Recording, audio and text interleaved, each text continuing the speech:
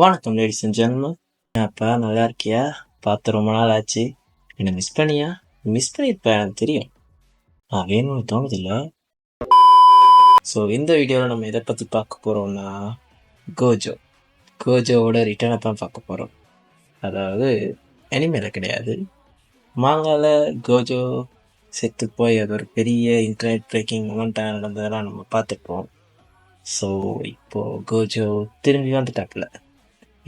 மாசுடா அண்ணன் வந்துட்டாரு, அதெல்லாம் ஒன்றும் கிடையாது.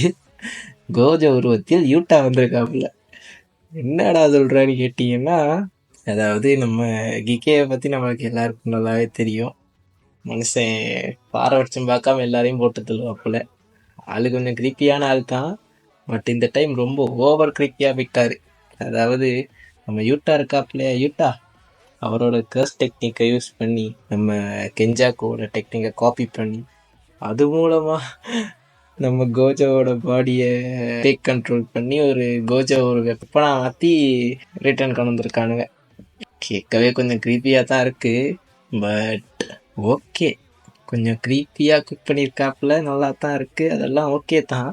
ஆனால் யூஜிஎம்சின்றது கொஞ்சம் ஞாபகம் இருக்கா கிகே? அவனுக்கு ஏதாச்சும் ஒரு மூமெண்ட்டு கொடுங்கடா.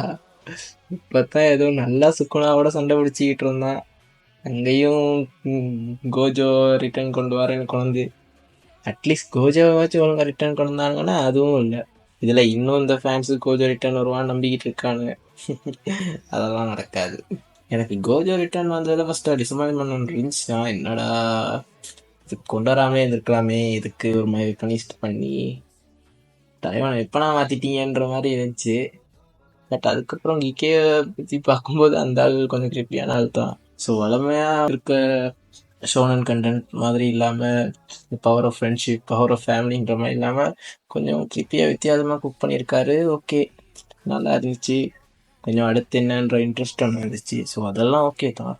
ஸோ எனக்கு இப்போது டிசப்பாயின்மெண்ட்டாக இருக்க ஒரு விஷயம் என்னென்னா, யூஜியை நினச்சி தான் எனக்கு கொஞ்சம் கவலையாக இருக்குது. ஏன்னா நம்ம ஜுஜுட்சு கைசனில் எம்சின்றது யூஜி தான், பட் அது கிகேக்கு ஞாபகம் இருக்கா இல்லையான்னு தெரியல.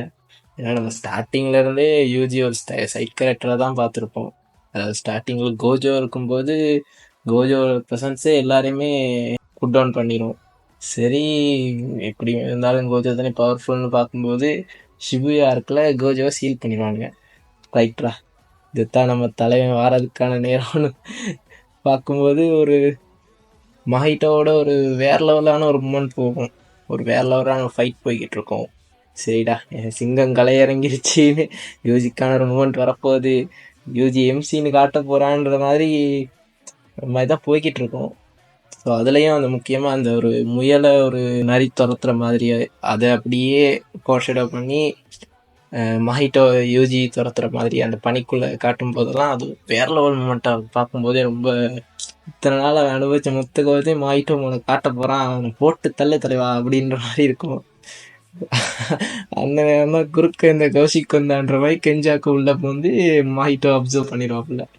யூஜிக்கு நல்ல ஒரு மூமெண்ட்டை ஸ்டார்ட் பண்ணுறானுங்க, பட் அதை அந்த ஃபைட்டை ஒரு ஃபுல்லாக முடிக்காமல் ஒரு ஃபினிஷிங் கொடுக்காம யாராச்சும் ஒருத்தர் நடுவில் குறுக்க வந்துடுறோம். அது இனிமேல் வந்து மாங்காவுக்கு போனதுக்கப்புறம் மாங்காலையும் அதுதான் நடந்துக்கிட்டு இருக்கு.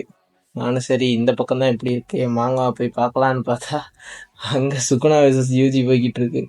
அதில் என்னடான்னா, யூஜியோட பிரதரை சுகுணா கில் பண்ணியிருப்பான். அதுக்கப்புறம் நம்ம டோடாலாம் ரிட்டர்ன் கொண்டு வந்து டோடாவும் யூஜியும் சேர்ந்து சுகுணாவை அப்படியே போட்டு தள்ளுவானு வேற லெவலில் ஃபைட் ஒன்று போகும்.